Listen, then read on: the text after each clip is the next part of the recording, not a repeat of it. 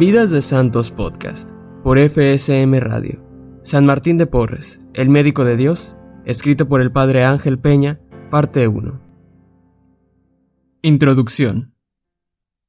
En este libro, queremos proclamar ante el mundo las maravillas que Dios ha hecho en la vida de San Martín de Porres, el santo peruano universal, patrón de la justicia social.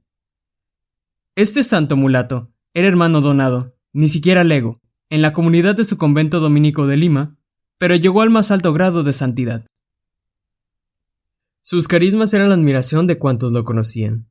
Tenía el don de sutileza, pasando a través de las paredes y puertas cerradas, el don de bilocación para estar, a la vez, en lugares lejanos, el don de la agilidad para trasladarse en un instante a sitios distantes, el don de luces y resplandores sobrenaturales, el del perfume sobrenatural, discernimiento de espíritus, conocimiento de cosas ocultas y, muy en especial, el don curación. Era muy humilde y servicial con todos, y a todos atendía como enfermero de la comunidad, preocupándose especialmente de los pobres, españoles, indios o negros, a quienes sanaba y daba limosnas. Pero también era caritativo, curando a los animales enfermos que traía de la calle al convento. Los animales le obedecían y él consiguió que, en distintas ocasiones, pudieran comer juntos, sin pelear, perros, gatos y ratones. Podríamos decir que Fray Martín era el médico de Dios para todos, y todos lo querían, desde las más altas autoridades hasta los más pobres de los pobres.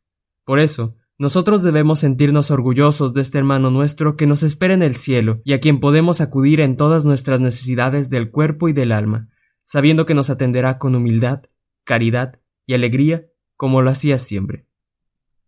Ambiente social. La ciudad de Lima, llamada Ciudad de los Reyes, era la capital del virreinato del Perú y fue fundada por Francisco Pizarro el 18 de enero de 1535 a 2 leguas del mar, donde está el puerto del Callao. La plaza mayor se llamaba también Plaza de Armas, porque, en tiempo de guerra o de peligro, se reunían allí los encomendados armados al grito de ¡A las armas! ¡A las armas! Esta plaza era, y todavía lo es, el corazón de la ciudad. El mismo año de la fundación se creó la parroquia del Sagrario, adjunta a la catedral. Después se erigió la parroquia de San Sebastián, 1554, Santa Ana, 1570, Santiago del Cercado, 1571, la de San Marcelo, 1573, la de Nuestra Señora de Atocha, 1614, y la de San Lázaro hacia 1626. Todas ellas existían en tiempo de nuestro santo. Había en la ciudad una casa de jesuitas y conventos de mercedarios, dominicos, agustinos y franciscanos. En aquel tiempo la iglesia dominaba totalmente el ambiente cultural. Fundó la Universidad de San Marcos en 1551 y los colegios mayores de San Felipe y San Marcos 1575, San Martín 1582, Colegio Seminario 1594, Colegio Máximo de San Pablo de los Jesuitas en 1570 y el Colegio Mayor de San Ildefonso 1612. El de los agustinos y el de los franciscanos se fundaron en 1614. En 1626 los mercedarios fundaron el Colegio Mayor de San Pedro Nolasco y los dominicos el Colegio Máximo de Santo Tomás en 1645. En cuanto a conventos de religiosas, estaban los de la Encarnación de Agustinas, fundado en 1561, el de las Clarisas de la Concepción hacia 1573, el de Bernardas en 1584, de las Carmelitas Descalzas de San José en 1602, el de Santa Clara en 1604 y de Dominicas de Santa Catalina hacia 1624. Por otra parte, la Iglesia fundó los primeros hospitales, el de San Andrés para españoles en 1559, el de Santa Ana para indios en 1550, el de San Cosme y San Damián para españoles en 1659, el del Espíritu Santo para navegantes en 1573, el de San Lázaro para llagados y leprosos en 1563, el de San Diego para convalecientes españoles en 1594, el de San Pedro para clérigos pobres en 1594, y el de Nuestra Señora de Atocha para niños expositos hacia 1600. Como vemos, los negros, la mayoría esclavos, no tenían hospital propio, y, precisamente por esto, la obra de San Martín con ellos fue extraordinaria. Lima, como ciudad, según el censo que mandó hacer el virrey marqués de Montes Claros en 1613, tenía una población de 25.454 habitantes. De ellos, 9.616 eran españoles o criollos, españoles nacidos en Perú, 1.978 indígenas, 10.386 negros y 744 mulatos.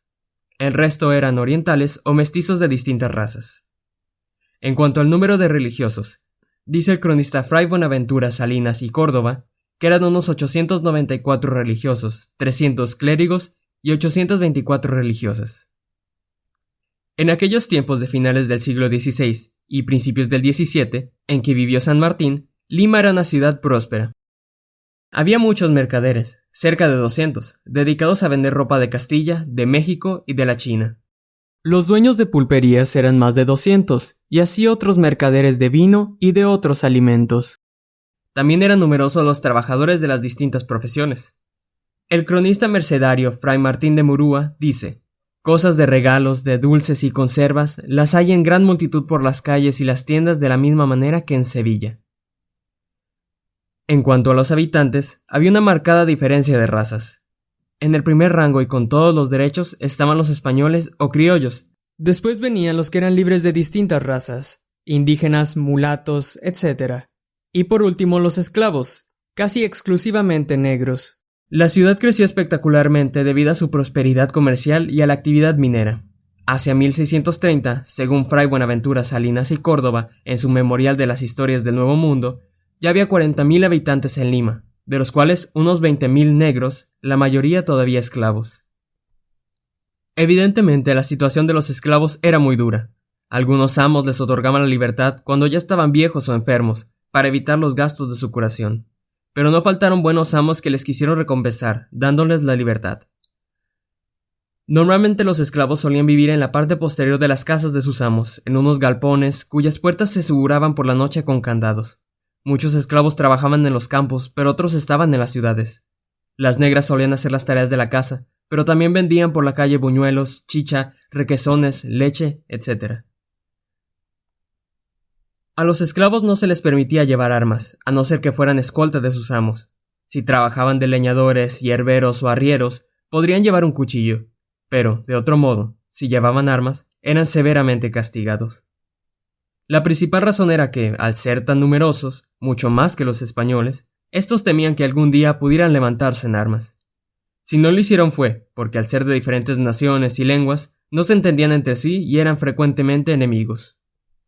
Los mulatos eran en 1613, en Lima, 744. Según estudios, solían tener inclinaciones a ser zapateros, sastres, herreros, pulperos, barberos y otros oficios que no les gustaban a los criollos, mientras que las mulatas preferían ser vendedoras por las calles de la capital de fruta, chicha y otras cosas. Muchos mulatos eran libres, a no ser que hubieran nacido de madre esclava. Los mulatos libres eran vasallos del rey de España, pagaban tributo a la corona y, al igual que los mestizos de españoles e indias, tenían aceptación entre los españoles, aunque se los consideraba de rango inferior. Incluso en las leyes eclesiásticas, a los negros, indios, mulatos y mestizos no se les consideraba maduros para llegar al sacerdocio. Por eso, Fray Martín solo pudo ser religioso, pero no de misa. Por otra parte, el ambiente en general era bastante religioso. En muchos hogares cristianos se rezaba el rosario diariamente.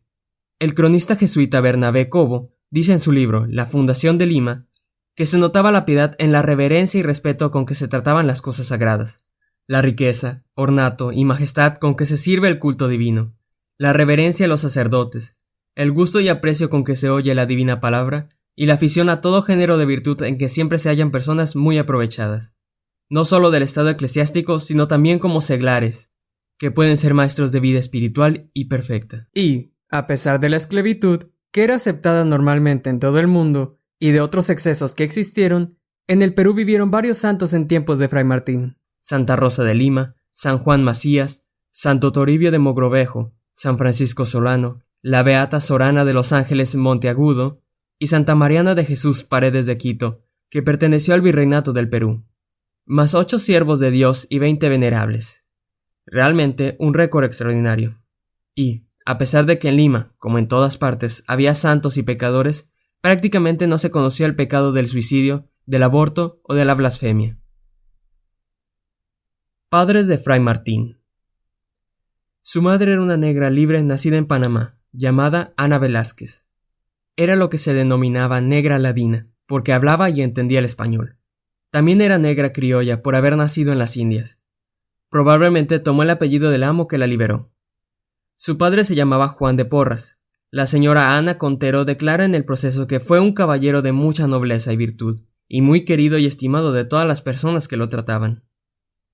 Había nacido en Burgos, España, y pertenecía a la Orden de Alcántara, una orden ecuestre y militar que le daba derecho a vestir jubón, pantaloncillo y calzas negras con botas, capa y gorrilla del mismo color, además de una cruz verde bordada en el pecho y otra en el lado izquierdo de la capa. Es importante anotar que el verdadero apellido de su padre es Porras, y no Porres. Todos los testigos del proceso de 1660 llamaban a Fray Martín con el apellido de Porras. De las firmas de Fray Martín que se conocen, una aparece en el libro de profesiones del convento de Santo Domingo, el 2 de junio de 1603, y la otra en un documento del Archivo Nacional del Perú, correspondiente a los años 1635 a 1636. En ambos casos, el santo firma: Hermano Fray Martín de Porras. Solo a partir de 1686 aparecen ya algunos llamándolo Porres. Su misma sobrina, Catalina de Porras, lo llamaba en el proceso Martín de Porras. Este parece ser su verdadero apellido, aunque el apellido Porres parece ser que era originario del mismo tronco familiar español. Sabemos que Martín tenía una hermana, llamada Juana de Porras. Ella se casó en Guayaquil, Ecuador, en primeras nupcias. De este matrimonio tuvo su hija Catalina de Porras, sobrina del santo. Después se casó en segundas nupcias en Lima con Agustín Galán. Catalina se casó en Lima con Melchor González hacia 1636, y, después, en segundas nupcias, con Melchor Beltrán, boticario, quien vivía todavía en 1660 cuando Catalina declaró en el proceso sobre su tío Fray Martín. Infancia. Martín nació en Lima. No se sabe exactamente el día. Algunos dicen que podría ser el 11 de noviembre, fiesta de San Martín de Tours, pero pudiera ser el 9 de diciembre, día de su bautismo, o unos días antes, del año 1579. Su casa estaba frente a la iglesia del Hospital del Espíritu Santo. Lo bautizaron en la iglesia de San Sebastián de Lima. La partida dice literalmente: miércoles 9 de diciembre de 1579, bautizaron a Martín, hijo de padre no conocido, y de Ana Velázquez, Orra. Fueron padrinos Juan de Briviesca y Ana de Escarcena, y fírmelo Antonio Polanco. Aquí se dice de madre Orra, que quiere decir libre, y de padre no conocido, pues, al vivir en concubinato, don Juan de Porras podría ser menospreciado y verse obstaculizado en sus aspiraciones personales. Cuando Martín tenía unos 8 años y su hermana Juana 6, su padre consiguió trabajo en Guayaquil, Ecuador, y, dejando a Ana Velázquez en Lima, se llevó a sus 2 hijos con él. Su primo segundo, Andrés Marcos de Miranda, dice en el proceso: estando este testigo en la ciudad de Guayaquil, llegó a ella el dicho don Juan de Porras, y llevaba en su compañía al dicho Fray Martín y a otra hermana suya nombrada Juana de Porras. Y habiéndolo visto el capitán Diego Marcos de Miranda, padre de este testigo y tío del dicho don Juan de Parras, le preguntó que para qué venía cargando con aquellos 2 mulatos. Le dijo que eran hijos suyos, que los había tenido en Ana Velázquez y que así los había de sustentar y alimentar, como lo hizo hasta que se vino a esta ciudad de Lima, trayendo consigo al dicho Fray Martín y dejando en poder del padre de este testigo a la dicha Juana de Porras, quien se casó en la dicha ciudad de Guayaquil. En Guayaquil estuvieron 4 años, y, cuando don Juan fue nombrado gobernador de Panamá, tuvo que venir a Lima a recibir el cargo de manos del conde de Villar. Entonces, dejando a su hija Juana de Guayaquil, decidió traerse a Lima con su madre a Martín. Fray Francisco Velasco Caravantes declara: era el dicho don Juan de clasificada nobleza y fue presidente y gobernador de la Real Audiencia de la ciudad de Panamá. Martín ya tenía 12 años y quedó al cargo de su madre, que lo crió con mucho cuidado y santo temor de Dios, pues era una buena cristiana y guardó la fe católica hasta que murió. Su madre estaba empleada en casa de la familia de Isabel García Michel, y allí vivió Martín hasta los 15 años. Vivían en el barrio de Malambo, predominantemente de gente pobre. Al poco tiempo de llegar de Ecuador, en 1591, con sus 12 años, recibió la confirmación de manos del santo arzobispo Toribio de Mogrovejo en la catedral. La hija de la casa donde vivía, Francisca Vélez Michel, dice en el proceso que, ya desde entonces, Martín daba muestras de ser muy obediente y fervoroso.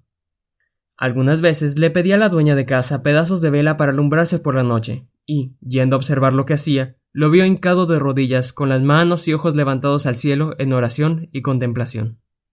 El testigo Velasco Caravantes refiere que el siervo de Dios, en su niñez, se apartó de los juegos pueriles y divertimientos que estos tienen, y que las mañanas los empleaba en ayudar a misa en la iglesia de San Lázaro, viceparroquia del curato y feligresia de esta santa iglesia metropolitana, y a las tardes en otros santos ejercicios. También afirma que supo por boca de doña Francisca Vélez que en el contiguo jardín de la casona plantó Martín, entre otras plantas, un árbol de limón que dura y permanece, año 1679, y le llaman el limón de Fray Martín, y que dicho árbol todo el año estaba con fruto sazonado, siendo así que los demás no dan más que una vez al año. Para aprender a ganarse la vida, entró a servir en la tienda del boticario Mateo Pastor, quien le enseñó el uso de los medicamentos. Y, como en aquellos tiempos las boticas eran como puestos de primeros auxilios, también pudo aprender a remediar los dolores de los pacientes que allí acudían, tomando un aprendizaje que le sería muy útil para ser enfermero.